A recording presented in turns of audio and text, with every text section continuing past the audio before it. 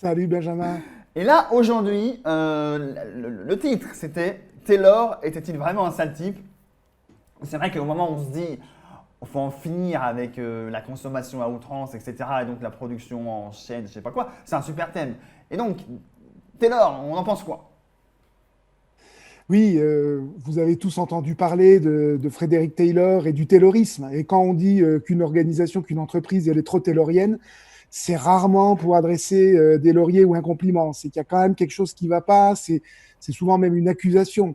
Hein, le Taylorisme, c'est vu aujourd'hui comme quelque chose de sale, de moche, qui déshumaniserait les relations. Alors, j'ai trouvé qu'il était peut-être intéressant de revenir à l'histoire de Frédéric Taylor. Parce que très souvent, quand on essaye de remobiliser des concepts ou des théories, on oublie dans quel contexte ils ont été créés, inventés, forgés. Et il faut peut-être aussi remettre un petit peu les choses à leur place. Frédéric Taylor, c'est un ingénieur américain qui donc naît en 1859 et donc il va accompagner tout l'essor de l'industrialisation dans les années en gros 1880. Et il constate qu'il y a un problème, c'est-à-dire que malgré le boom industriel des années 80 et qu'il y a de plus en plus d'ingénieurs qui s'intéressent à l'organisation de la production dans les usines, eh ben, les progrès restent modestes. On ne progresse pas, on n'avance pas suffisamment. Et donc, Taylor va essayer de sortir de cette situation un peu inconfortable en proposant une analyse qui souhaite la plus incontestable possible. Alors, à l'époque, quand on veut faire incontestable, on dit que c'est scientifique. Mais enfin, ça n'a pas grand-chose de scientifique. En fait, ça veut dire fondé sur l'observation. Donc, il va observer concrètement des innovations que des ouvriers vont réaliser dans leur coin, en se cachant, parce qu'ils auraient peur peut-être de montrer qu'ils sont plus efficaces que d'autres, voire que leurs propres responsables. Et puis, il va généraliser ça à partir donc des bureaux des méthodes. Mais ce qui est intéressant, c'est comment il parvient à ça. Taylor, c'est un homme du terrain. Avant d'avoir été ingénieur et directeur d'usine, puis ensuite consultant à partir des années 1890-1900, c'est un homme qui démarre comme ouvrier de base. Il est mécanicien, modeleur, 4 ans d'apprentissage. Il a ensuite embauché, son premier job, c'est d'être tourneur sur métaux à la Midwell Steel Company. Donc, il est issu du monde de l'acier. Et puis, il se rend compte de quoi? Il se rend compte que l'organisation traditionnelle du travail, elle repose sur des petits arrangements, que si on veut progresser dans l'usine à ce moment-là, bah, il faut plutôt arroser son patron, faut pas faire de vagues, faut surtout s'appuyer sur la tradition.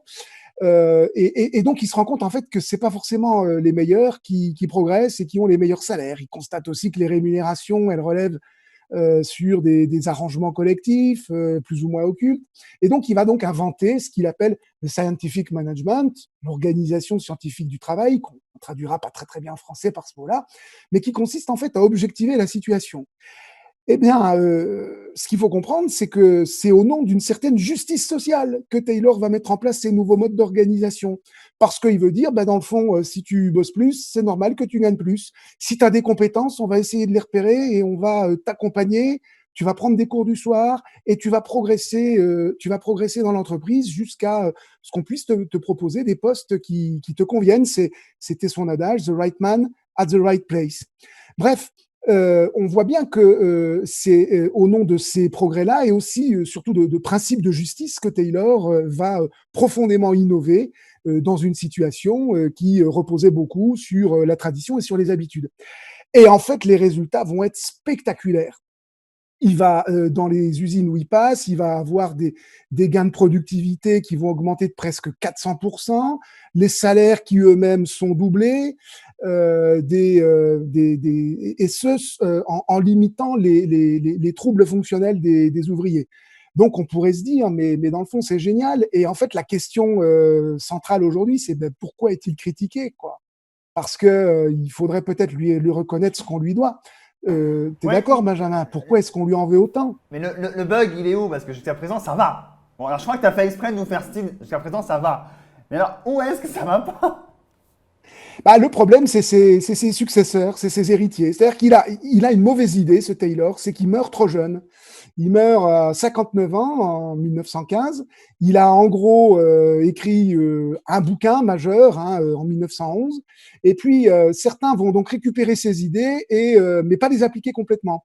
Et le plus célèbre, qui va reprendre un tout petit morceau de la pensée taylorienne euh, et le combiner à une organisation du travail qu'il observe en regardant des ateliers d'abattoirs d'animaux à Chicago, ben, c'était un certain Henry Ford, et c'est lui qui va inventer le travail à la chaîne.